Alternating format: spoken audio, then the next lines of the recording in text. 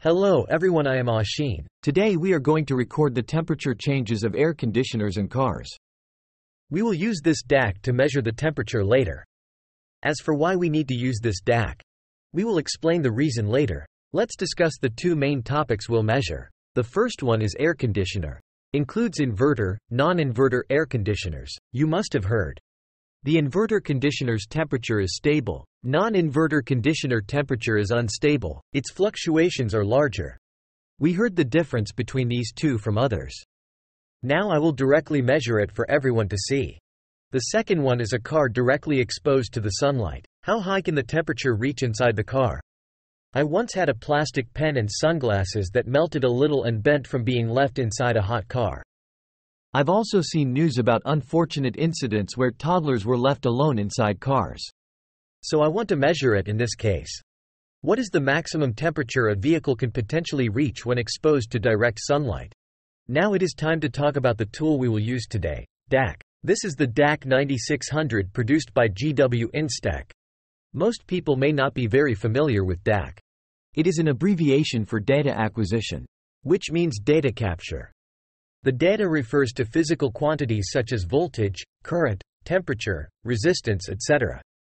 So the fastest way to understand DAC is, you can think of it as a multimeter that can record for a long time. So it is also called data logger. The main difference between DAC and multimeter is that DAC can periodically record multiple voltages and currents for a long time. If you want to measure many points, maybe 60 points, you will have 60 sets of wires connected to the DAC. Because the number of these wires is really a lot. So the wires are not directly connected to the DAC. They are connected through a specific module. Let's show everyone this module. This is a DAC module. This module will have a terminal block attached to it. The external wires are securely connected to the terminal. By using the module's specialized connector, they are connected to the DAC system. Since DAC can't measure so many points at once, it will need relays to switch a lot of input signals. All these signals enter the DAC system for separate measurements. Consequently, you will see many relays on it. When the set period is reached, these relays will start to work in sequence. After going through all the measurement points, it waits for the next cycle to measure again. Because a relay is essentially a switch, so it will have a product life issue. Putting relays on an optional module presents another notable advantage. That is, if some relays are broken, we just replace the module. So to some extent, this module is a consumable item. If you do not want to replace the module, this DAC also provides the usage count information for each relay. You can decide whether the relay should be replaced based on these data. How does the DAC measure temperature? At this time we need to use a special sensor called thermocoupler. Let's take a look at this one. This is a thermocoupler. It is composed of two different conductors. As long as there is a difference in temperature at both ends of the conductors, people have found that this temperature difference creates a potential difference at both ends of the conductors. The one above has a larger potential difference. The one below has a smaller potential difference. Since the two conductors here are short-circuited together at left side, its potential difference will appear on the right side. That is the opening side here. As to this potential difference, its magnitude is usually very small. It is at the microvolt level. Maybe around 60 or 40, it's nonlinear. Most environmental noises are at the microvolt level, just like the signal. So DAC must be able to tell which one is noise and which one is signal. So this is really not an easy task. That's why we need this DAC. There are many forms of this thermocoupler on the market. We call them different types by different metal material combinations. It determines temperature characteristics. This one is K-type. Its use is very extensive. Generally speaking, the outer shell of the K-type is blue. The wire inside is red, which indicates positive terminal. White represents negative. As for color code, different countries have some standards. All you need to do is to conduct a search for the thermocoupler color code, and you can find all the information. Let's first install the thermocoupler. We'll use channel 1, 2, 3, 4 on this side, a total of 4 channels. Then connect it and screw it tightly.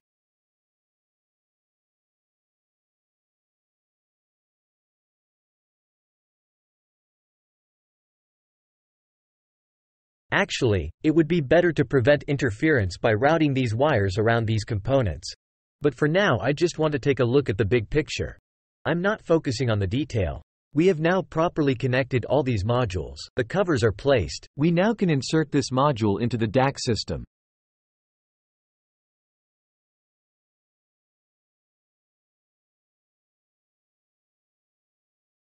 Next we need to set up the channel. 101 means the first slot and the first test point. Then we need to set our measurement to temperature. The type is set to K-type.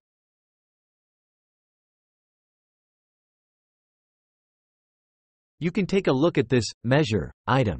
In addition to temperature, it can also measure strain. It means the strain gauge. It measures deformation. And here we have DC voltage, AC voltage. In addition, there are also 2-wire ohms and 4-wire ohms. Here, you can measure resistance values with higher accuracy. Then frequency, period, and diodes. Furthermore, I think this is capacitance. Yes, this is capacitance. We are currently using the temperature test item. Then we need to set the measurement cycle. We set the cycle to once every 10 seconds. Every 10 seconds. Next, I am going to set up the scanning. We scan to infinity. Scan to infinity. It never stops unless we stop scanning. It just keeps scanning. That's how we set DAC. Next we are actually going to measure temperature. First let's measure the temperature change of an inverter air conditioner. I always set the temperature at 25 degrees. To get a comprehensive test I won't only measure the air conditioner, but I will also measure other specific locations in the room together. So I will measure what you see with this air conditioner. And the window is just beside the air conditioner. This sensor is attached to the window. I will measure it. Additionally, in the middle of the room. Like this lamp is in the middle of the room. I will measure it. Then the farthest point, which is the corner of this room. I will also measure it. So there will be 4 points for measurement in total. After pressing scan, it will immediately start the temperature recording. After 24 hours of recording, we can use a USB flash drive to download the log data from the instrument.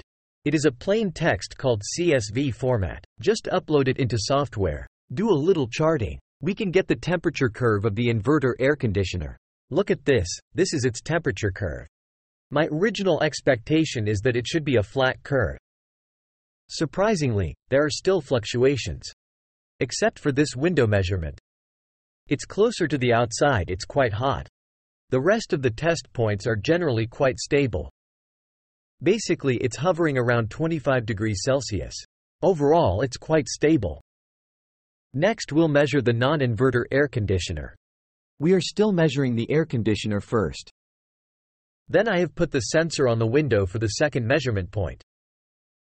Next, the third one is in the center of the room. I use the lamp as the center point of the room. The last point is the corner of the room, which is the farthest point. In total, we have 4 points for measurement. After 24 hours, the temperature curve looks like this. The fluctuation is really quite large. It basically cycles between temperatures of 22 degrees and 26 degrees. Since non-inverter conditioner has only 2 operation states, full speed and stop. When the room temperature reaches 26 degrees, air conditioner will start. Your room temperature starts to drop. When it drops to 22 degrees, air conditioner will stop. So the temperature starts to rise again. The operation repeats. It is the reason why the non-inverter air conditioner makes you feel hot and cold alternately. Compare the curves from both air conditioner types. The differences can be clearly seen. Is the inverter air conditioner better? Or non-inverter is better? This question is personal opinion. There's no standard answer. I won't go into details here. See, we can observe the actual changes in the temperature curve through DAC. It's really great. Next, we are going to observe and study how high the temperature that a car can reach when it is parked under the direct sunlight. First, I drive the car and park it under the blazing hot sun at noon.